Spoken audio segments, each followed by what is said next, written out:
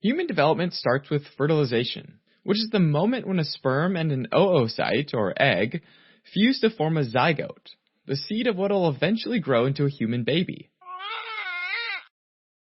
During sex, semen containing 200 million spermatozoa, aka sperm, goes into the vagina.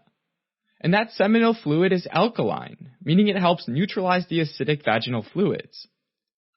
The sperm quickly make their way through the cervix and uterus and into the fallopian tube, also called the uterine tube. Eventually they get to the ampulla of the uterine tube, and then the infundibulum, which flowers out right next to the ovaries. By this point, most of those 200 million sperm that entered the body during sex have died. They either get stuck in the vaginal mucus, lost in the cervix, or killed and absorbed by white blood cells. Only about 1,000 lucky survivors wait in the uterine tube for the egg to arrive. As those sperm wait, they start to rub up against the walls of the uterine tube, and that helps them remove the protective glycoprotein coat and plasma membrane covering the acrosome, which is a cap-like structure covering what you might think of as the sperm's head. And this process is called capacitation. Once those protective layers are gone, the sperm can secrete an enzyme called hyaluronidase, which can break down hyaluronic acid, a major component of the extracellular matrix protecting the egg. Now, the egg is the largest cell in the human body. It's big and round and about the size of a grain of sand, whereas sperm are the smallest cells in the human body, only about 1/30th the size of the egg, and these guys are long and thin. The sperm first makes its way past the corona radiata, which is a layer of follicular cells. It then makes its way to the zona pellucida, which is the layer of extracellular matrix of glycoproteins that protect the egg. Only about 500 sperm cells make it to this layer. The zona pellucida is also called the jelly coat, since it's a clear jelly that covers the egg. And this sits over a layer of proteins known as the zona pellucida sperm binding protein 3, or ZP3 proteins for short.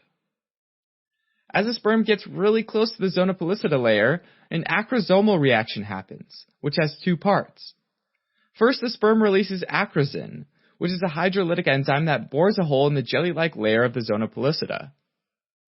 After that, the sperm starts assembling actin proteins that fold out like a large protein crane that anchors and binds the ZP3 proteins. Once the sperm's anchored to the surface of the egg, the plasma membrane overlying the sperm and egg fuse, and this is called sperm binding. Now, inside the egg, there are cortical granules, which are like bags of enzymes like peroxidases. When a sperm binds to the egg, even though it's not really clear how, calcium levels start to rise in the egg cytosol. These rising levels of calcium signals the cortical reaction, which is when the granules fuse with the egg cell membrane. This releases enzymes into the space between the surface of the egg and the fertilization envelope. Those granule enzymes get mixed in with glycosaminoglycans, water, and calcium ions to form a gel-like barrier called the hyaline layer. This prevents other sperm from getting inside, and it ensures that only one sperm can fertilize the egg, and therefore prevents polyspermy. So that's how a single sperm out of the hundreds of millions successfully enter the egg. Just to put it in perspective, that's about the odds of winning a major lottery. While this is all happening, the egg undergoes its meiosis too, which leaves a second polar body which has barely any cytoplasm and usually undergoes apoptosis. The surviving daughter cell ultimately forms the mature female ovum, or egg. The nucleus of the egg is called the female pronucleus, and it has 23 chromosomes. Now that lottery-winning sperm sheds its sugary protein coat completely, leaving it behind on the egg's surface, and uses its tail and mitochondria to make one final short swim over to the female pronucleus, which is the nucleus of the egg, settling down beside it. Once it's at rest, the sperm's tail and mitochondria detach and degenerate, and the sperm's nucleus expands a little bit and becomes the male pronucleus. As the male and female pronuclei get closer together, a groove forms between them, and their individual nuclear envelopes dissolve. Those pronuclei release their genetic information, and a structure made of microtubules called the mitotic spindle forms across the diameter of the cell, and it weaves the chromosomes into complementary pairs, aligning them at the equator of the cell. At this point, the cell contains both maternal and paternal genetic information, and we've formed a zygote. This moment in embryonic development is called syngamy, where there's a single cell, but it only lasts a few hours before the process of cell division starts.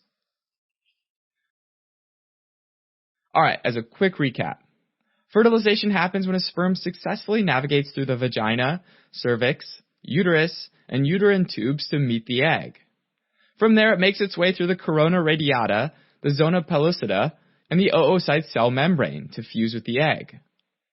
The genetic materials contained within the nuclei of the sperm and egg combine to produce a brand new diploid cell called a zygote.